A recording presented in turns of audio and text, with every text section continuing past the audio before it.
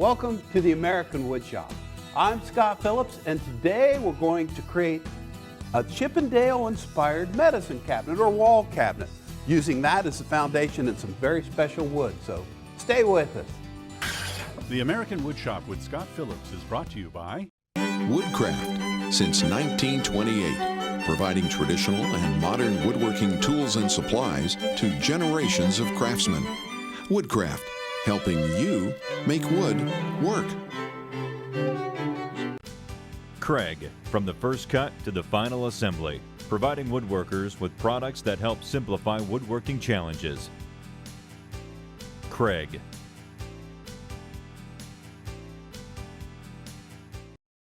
Easy Wood Tools, American-made tools for all skill levels.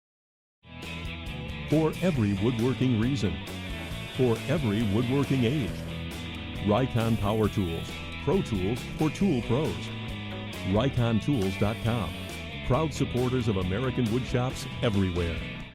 When it comes to beautiful wood, I love figured maple, especially when it's old, when it has that pumpkin color to it, with the broken arch pediment, the rosettes on the scroll, the beautiful carved shell with the bellflowers here on that tiger maple. Boy, that's just great. This will make an excellent door to a medicine cabinet. It's all trimmed out, and this is about 80 years old. It's not an original Chippendale by any stretch. Now take a look at this. We'll set this aside and we'll use this for the key dimensions, but look at these pieces. We're using a lot of reclaimed wood here. Look at that beautiful inlay. And it's the Luna moth pattern. I did some online research, and this was made on the continent, as they say, in Europe, and I would guess it to be about 100 years old, maybe a little older because of the glue that they used on it and some other things like the hardware. But to recycle this, I need to pop the hide glue blocks off and this foot down here. And it's got a glue block on it that comes off first. There's an order to this. Now I take the bevel of the chisel and use it as a wedge against the wood of the back. And that brings that right off very nicely. And look at the powder post beetle damage on this. The softer pine that was in this is riddled with wormholes. And I can't possibly reuse this veneer if it's loaded with powder post beetle. So I'll take this block off right here. Perfect. And now what we're going to do is take all the work pieces to the table saw and rip this down. So off we go. Now first, a word about shop safety. Whatever you do in your wood shop, slow down, think it through. Be sure to wear safety glasses. These are hearing protection. That's very important when you're using power tools. And be sure to read, understand, and follow all the instructions that come with the tools and products you use. And in that category, see this saw blade? I never have it adjusted more than 1/4 of an inch above the height of whatever I'm cutting. Even though this has a saw stop technology on it, I'm never going to use that brake on the machine because honestly, I use the guard and I work smart. I work safely. So always use that guard. Now I'm going to cut this workpiece into 2 usable lengths, and I'm using this miter gauge to do that. I've got a layout line right here. You never ever have it in a bind with your rip fence. That's clear down there, and now I'll just make the cut.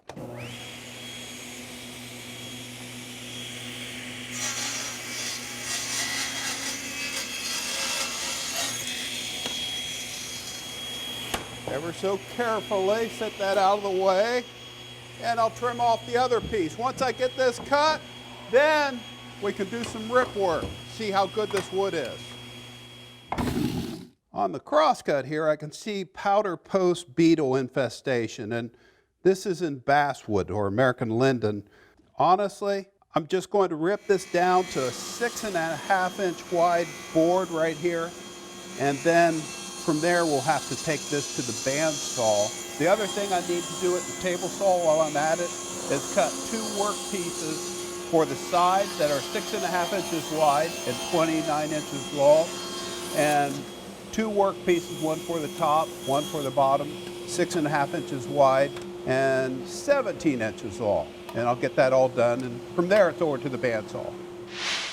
Now I've got my bandsaw set up with a resaw fence, and I'm going to use a good push block to keep it against the fence. I'll give the blade plenty of time to carry away the sawdust. Let everything come up to speed. Make sure the column's locked. And now I will take my time cutting this. And there's lots of tension on the blade.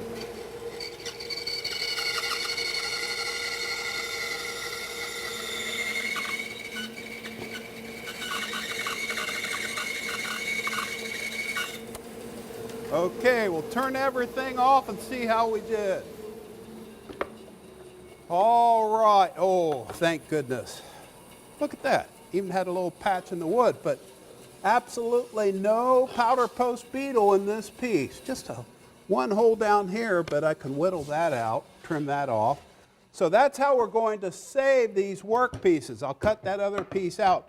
And by the way, there's no drift on this blade, and this fence is parallel to the miter slot.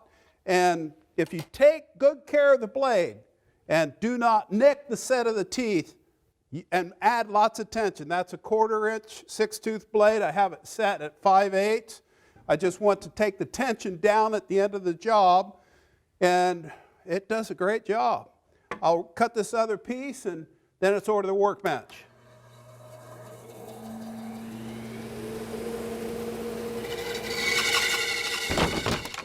Now these pieces that we just bandsawed off are going to be glued onto the sideboards left and right, but these will have through dovetails in this interface, and the boards need to be plane flat, and we're going to use a hand plane to do that.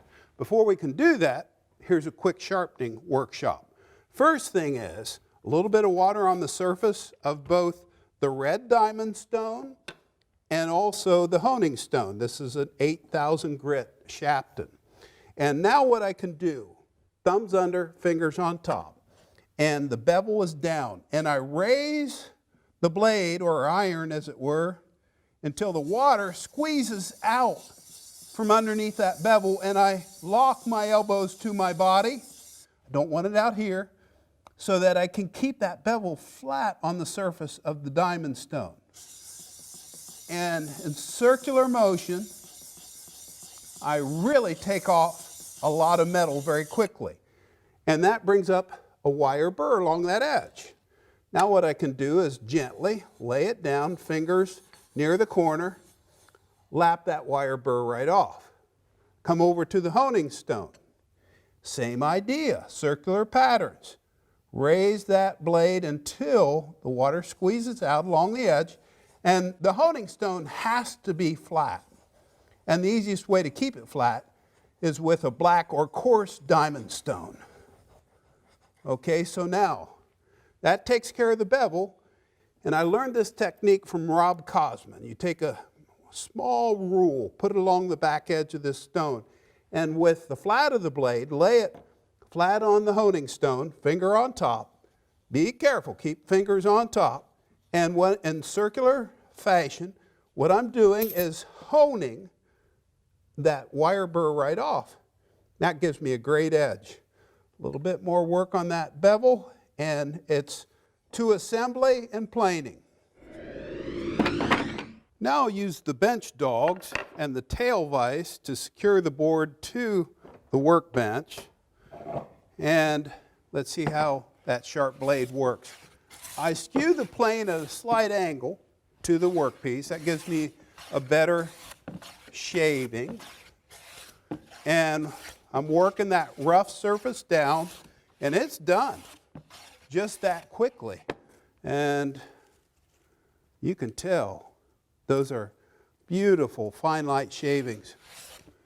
And I'll flip it around to the other side. Okay, barely needs it right there. And I'll do this to all 4 boards, and then I'll do the layout work for the dovetails. Needs to go just a hair deeper. I've hand planed all the boards down to the right thickness, and my crew saw me do it, so they could prove it.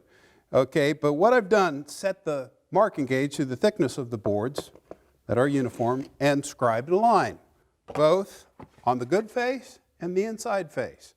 And now what I can do with the long boards that are 29 inches long is cut out the dovetails.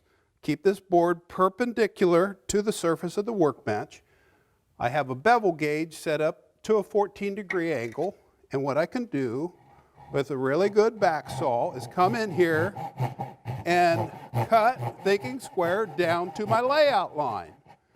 And what you'll see that line, that line, that line, that's basically right in the center of my dovetail.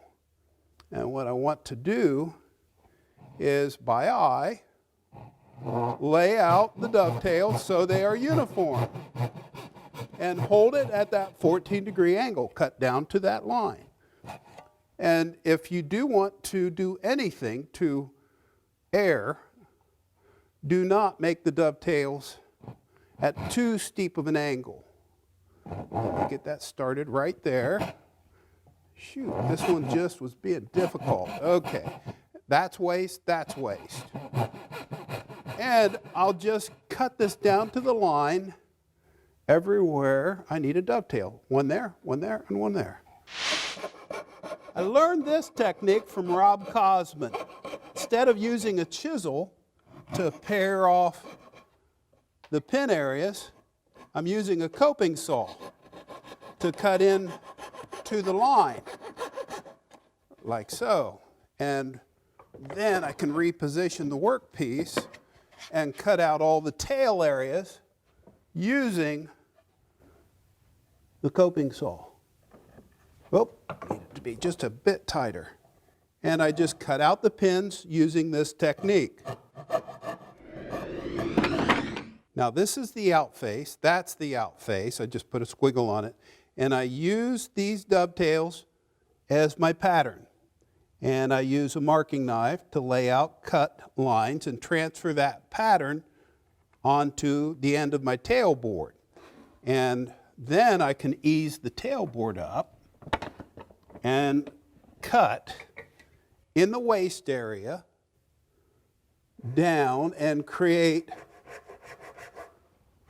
all the way down to my marking gauge line, which is the thickness of the mating board, the lines. And now what I can do is take that out, take it over to the front vise, clamp it up, and take out the waist with the coping saw and also the dovetail saw. When it comes to using the coping saw to trim out the pin areas that you can't reach because they're at an inside angle, this is the easiest way to go about it. On 6.5-inch wide boards right here, you can cut the scrap away. But the other thing is, you'll need a good sharp 1/2-inch chisel to also size the joint the right way. And if it's sharp, you can go right through the wood, pare everything up, and get a perfect fit. And I'm just about there with all of this. And to save time, I've cut all 4 corners. Now's the time to see how they all go together. So we bring everything up, and it's all indexed. That's an A board right there. Let's see. We bring up the A pattern right here. Oh, timber. And we get the dovetails to slide into the through pins right there. And it needs to be a good tight fit. Let's see how we did. Shouldn't force it, but it should be snug. And that's perfect. Flush to this surface, flush to that surface. And that's the way it is all the way around. Top and bottom. Now, as I swing this up, like so, this is the front of the cabinet. And what's a cabinet? It's a box that's on the wall. So these are the 4 walls of the box.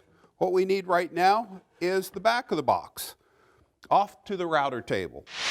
Now there's a tight corner for you. That's the fourth one. I like the way that looks. And on the back of the case, I used a pencil and my thumb to scribe a line that's 9/16 in, thereabouts, and that line gives me insurance so that when I do this next step at the router table, let me get this apart, I won't cut the groove in the wrong place. Now that bit, that's just a 1/4 inch straight cutter, that's up, just a hair over 1/4 inch, and to the front edge of the bit, it's 9/16. Okay, it's hard to keep everything straight. Now, I've got that mark for the inside of the case, and this is a through groove that I'm going to cut. Spiral up cut carbide bit, side shields on the router table. Whatever you do, never use safety glasses without side shields on the router table. Dust collection on. Now make that groove and always have a push block. Here's how it goes. Give that bit plenty of time. Carry away the sawdust.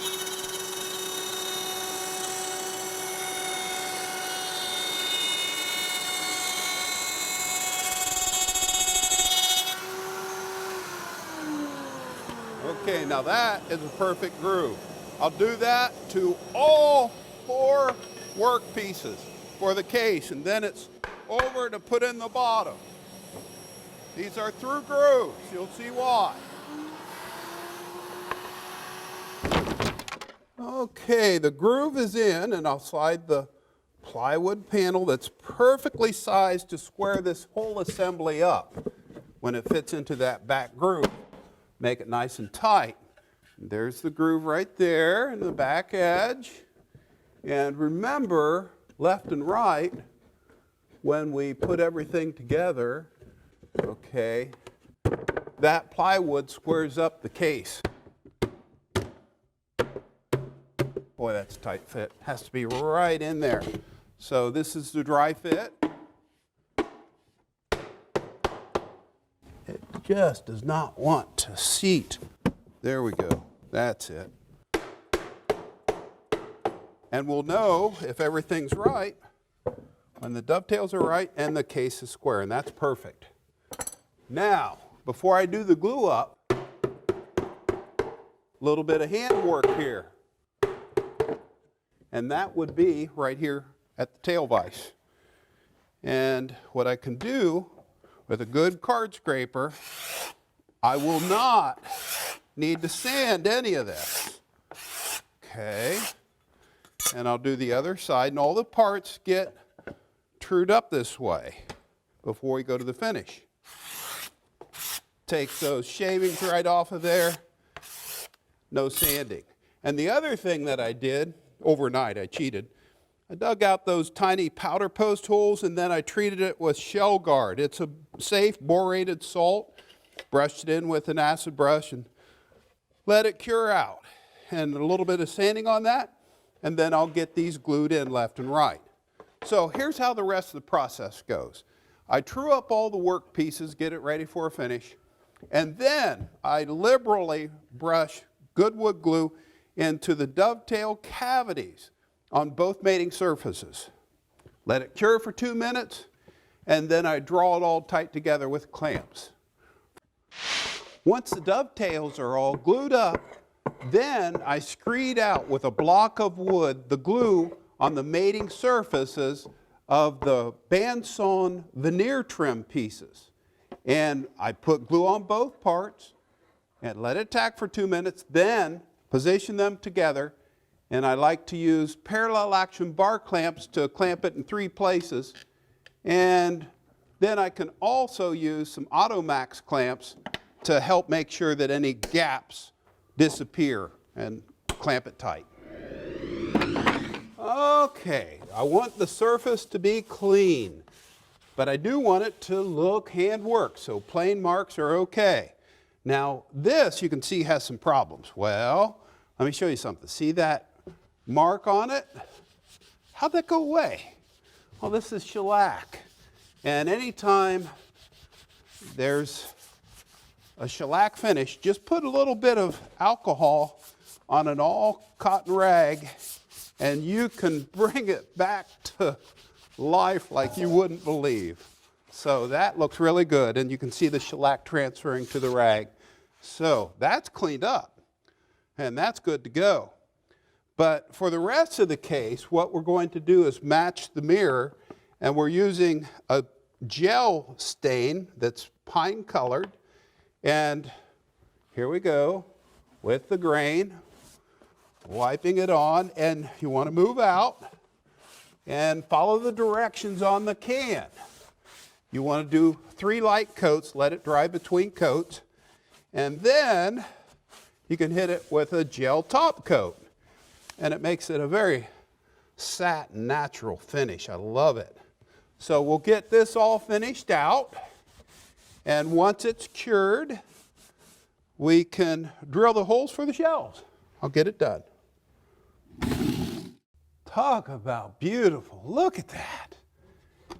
And that was worth saving, certainly. Beautiful. Okay, so that's dry, and now what I'll do is use this jig to drill the holes that I need. See, that's got a shelf on it, or a fence rather. Insert the pin and put it in the hole you just drilled. And the truth is, I'm going to clamp this down because this is like a cat on ice. Here we go. I'll stay. And now what I can do is drill the next hole and do that wherever I want a shelf. This is a great jig, shelf pin jig, because of the pin, and the shelves go right on there. Now to do the back, that's an easy process. You pull this out and flip this around and do the same thing on the back. So I'll get those done, but I also have to turn some finials. So off to the wood lathe. The final touch is to turn finials right in here, left and right. Those disappeared years ago. So again, safely out of the way here, ever so gently. What I have on the wood lathe is a block of mahogany, 5/8 of an inch square. I'm going to use a square carbide cutter with the cutting edge right at center line and rough that round first. I'll bring that up to speed. This will be running right around 1600 RPM, and I'm using a chuck to securely hold this workpiece. Now I'll rough it round, just ease it in, and I'll take it right on down until I get the largest round diameter possible. The whole idea is keep the chisel level to the ground, flat to the tool rest, and you just go straight in. And the next thing I can do is go to this round cutter to bring it to a nice point down here. That will be the tip of the finial. And then from there, what I can do is create a nice little delicate accent on that tip by coming to what's called the detailer. And with that detailer, I can take this right on down. Now, here's the neat thing about doing work like this with this type of tool. You can make this finial whatever shape you want, but you have to be able to make 2 of them. So here's what I'll do. I'll back the tailstock off and bring that up to a point, and then I'll use the detailer and the round cutter to create a cup. And then at the very end of this finial, I'm going to create the matching dowel by using the detailer again. And from there, sand it with vacuum on and dust mask. A friction on finish. That's one. I'll make another one, and let's see how those work. Well, Susie? I love it. It's beautiful. And I love the mix of the old antique mirror and this beautiful inlaid trim that a friend of ours gave us this. They found it. Thank you, Cindy Gibson. Where would we be without our friends? Isn't that the truth? Yeah. And speaking of friends, everybody out there that's been watching all season long, you're one of our friends. Can't thank you enough for your support for 23 seasons. Now on to season 24 of the American Woodshop. Mostly shakers. Stay well and God bless. See ya! Bye-bye. Woodcraft, since 1928, providing traditional and modern woodworking tools and supplies to generations of craftsmen. Woodcraft, helping you make wood work. Craig, from the first cut to the final assembly, providing woodworkers with products that help simplify woodworking challenges. Craig.